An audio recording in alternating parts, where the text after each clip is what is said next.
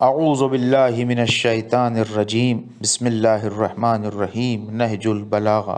مکتوب نمبر 59۔ ان عمال حکومت کی طرف اس خط کو تحریر فرمایا کہ جن کا علاقہ فوج کی گزرگاہ میں پڑتا تھا۔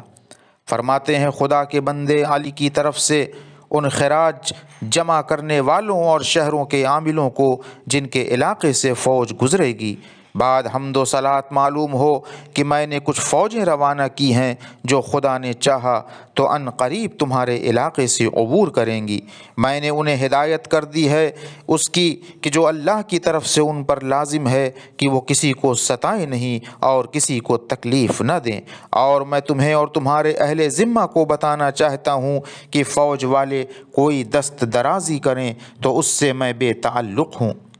سوائے اس صورت کے کہ جب کوئی بھوک سے حالت اضطرار میں ہو اور پیٹ بھرنے کی کوئی صورت اسے نظر نہ آئے۔ اس کے علاوہ ان میں سے جو کوئی دراز دستی کرے تو تمہیں اسے سزا دینا چاہیے، لیکن اپنے سر پھرونے ہاتھ بھی روکنا کہ وہ ان سے نہ ٹکرائیں، اور جس چیز کی ہم نے اجازت دی ہے اس میں ان سے تعرض نہ کریں، اور میں تو فوج کے اندر موجود ہی ہوں، لہٰذا جو زیادتیاں ہوں یا ایسی سختی تم پر ہو کہ جس کی روک تھام کے لیے تمہیں اللہ کی مدد اور میری طرف رجوع ہونے کی ضرورت ہو تو مجھے اطلاع دینا، میں